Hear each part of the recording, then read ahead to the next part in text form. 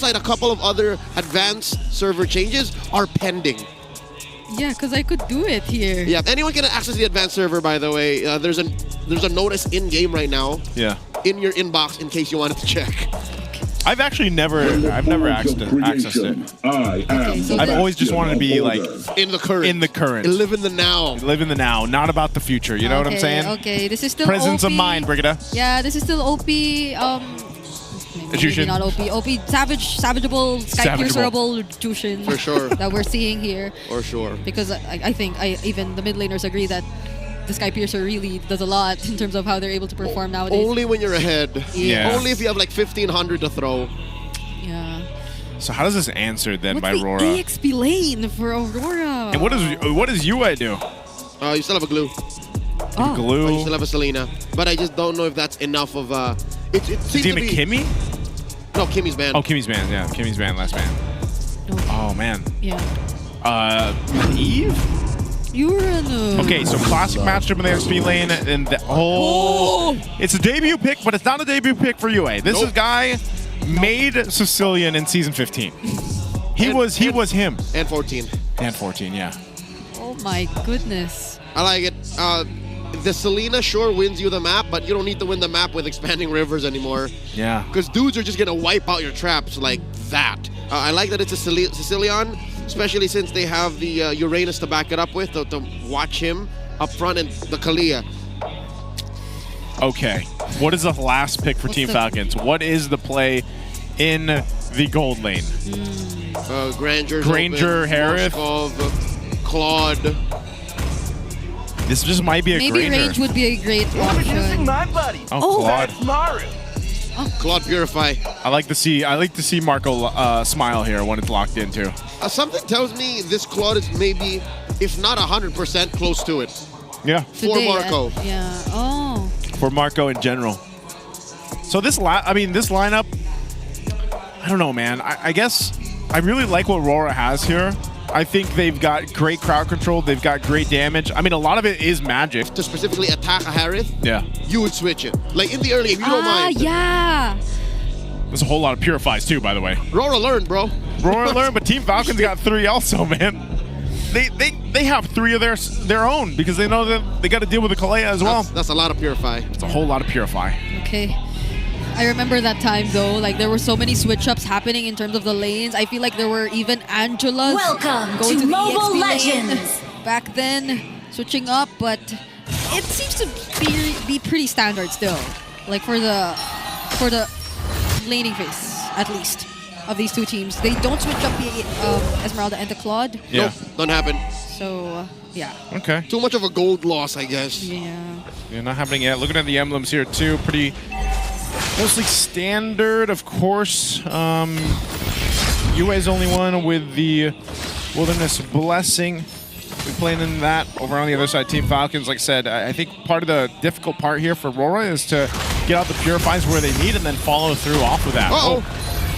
Early action already, but Light will be fine. Interesting to look at Falcons. Flap is the only one with Wilderness Blessing. Yeah. So he's going to pull the same doubles he did in game 1 on that CC. I mean, I'm hopeful that that is going to be what we're expecting again, since it's a Uranus Esmeralda, that we just don't like stay in this lane. We're hoping he gets out of that lane quickly. Yeah. I think that, like, the expanding rivers alone will change that, you know, where it's like there was a time when XP laners just chilled in the lane, you know. I mean, that's already been pretty different for a while now, but now with the expanding rivers, you can go ahead and rotate into these objectives first. But with these kind of lineups, especially because, you know, for Aurora, it's like if they couldn't get that first blood, then part of this is, again, waiting for that level 4 to be available. Light doesn't have it just yet. Neither do Team Falcons. Turtle's coming up here, though, so we'll see. I wonder if even are they even going to rotate? Oh, they're going to go for Edward. They go for Edward. They burst him down, but he still survives. He doesn't even... No, he did use the Purify. So that's one. They took away the Purify from Edward, but he still gets this level 4 and decides to join the fight. Oh, look at the gold laners go at it, too. Okay, so everyone will be joining here. Sanguine Claws lands onto View. Double man knockup, but there's the Crimson Beacon. View is able to reposition, but Edward gets first blood. But either way. Kyle TZ actually secures the objective. Flap TZ also finds the kill onto Demon Kite, and Edward might fall next. Edward. He somehow gets to walk away safely, and Ogwen nearly falls, but Super Marco deciding to provide some help, has enough damage, and will actually clean up the other members of Aurora. All right, at the end of the day, Falcons wins that trade. Again, 3 to 2 kills plus the turtle. And is it just me, or did Kyle TZ throw that boat alongside the Retribution? That seems to be what he did. Yeah, and it secured him the turtle. And I gotta say, great job from Super Marco, man.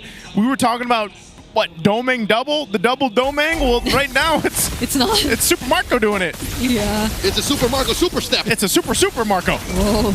They had Okay. Super step. Super step. that was a Say small super step. Super step. Thank yeah, you. there we Super go. step, super step, super step. All right, so looking at how the map has recovered and how Falcons are using this small lead, it seems like they're not letting off of supporting Marco. Yes, Marco is self-sustaining, and he can just get out of the lane much faster than the Harith, but you never know. Without the Mount Shocker, the Lancelot and the Kalia could be hiding in these random bushes. Look at his lead, too. I mean, Super Marco off that kill and the assist that he got. The 100. Yeah, he's got a nice little bit of a lead against Doming, but Doming, like I said on the Harith, you're going to expect him to just go 1v1 with Marco, even if he's down just by a little bit. So leading into this, again, I think it's just going to be objective-based fights, really, with both these kind of compositions. So you have to kind of start to look at how Team Falcons continues to play on this lead they built up for themselves and how they position into the objectives coming up, because we're back on this top side of the map with Turnal coming up here. So the positioning is going to happen. I think we might even see Doming have to be forced to rotate alongside Super Marco if this actually breaks in, because you can already see it happening here. And that's a difficult thing, is he's not that fast. He's not nearly fast enough. Yeah. Even with these expanding rivers, Marco will still make it there much faster. There's the Mount Shocker. So it's great that Falcons are actually able to hold the pressure so well, but that was a flicker that did not connect onto Kyle TZ, but still Aurora are trying to look for the fight. But the sustain in the members of Team Falcons is just too much. That was enough time for Aurora, however, to already secure the objective for themselves. Dominkite, as you mentioned, finally joining the fight here in the middle lane as well. But Flap, Marco? no amount of sustain could deal with that, and Super Marco again with the clutch, blazing duet. Nearly finds the trades, but Aurora was prepared to deal with it just the same. That's a charged attack by Kyle, missing. Close call. I think Falcons were looking for the perfect moment. They were trying to find the perfect layering, which then instead led to Aurora pulling the trigger much faster and starting the fight.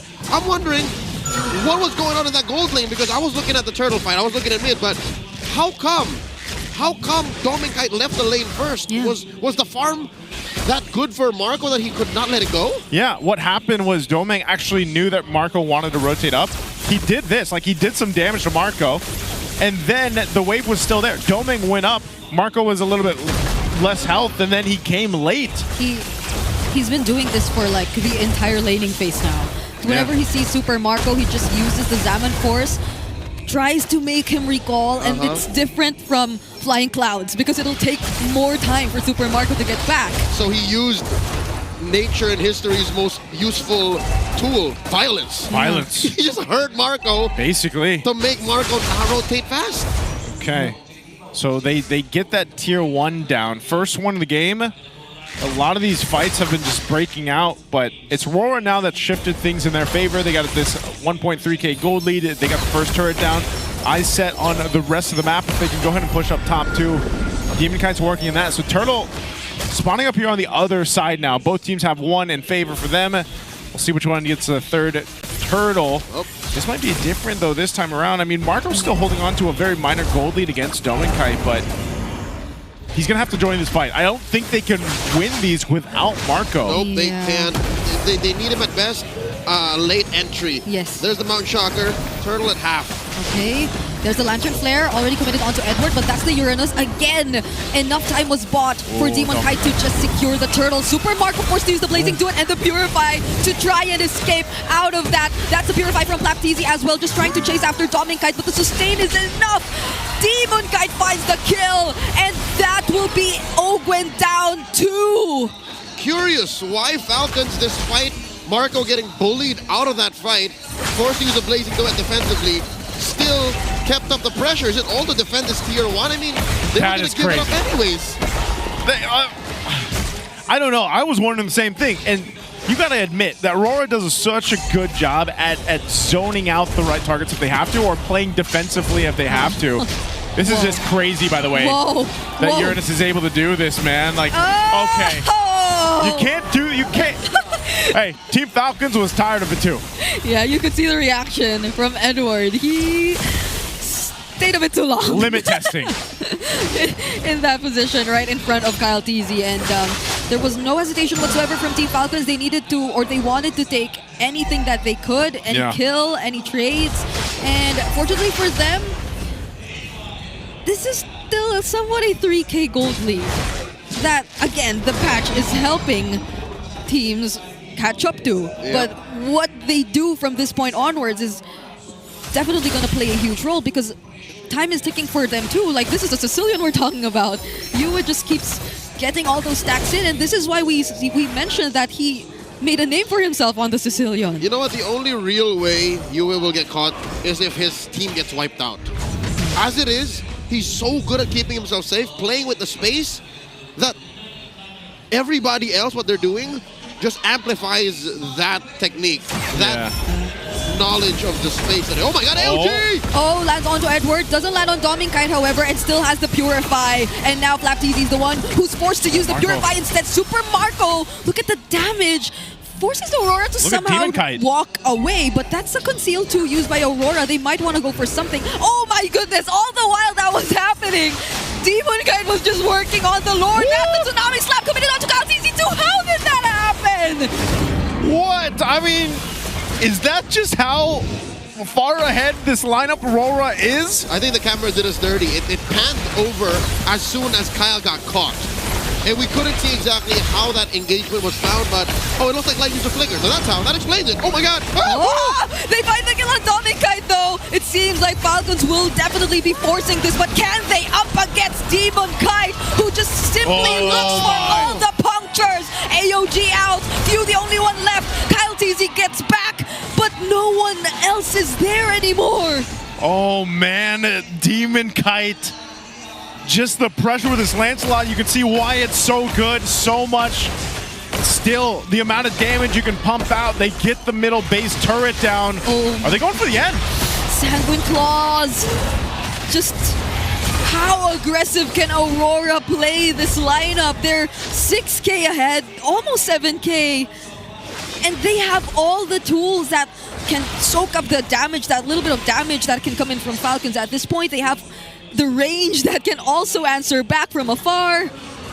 Brigitte, the answer is yes. But also another question to bring up is, does Falcons have the defensive items? Oh god! Sanguine Claws into the title strike.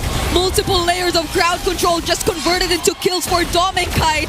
And now the Lord gets access to the base. Blazing to it by Super Marco, but he will just try to prolong this a little bit more, because Aurora, they will even out the series.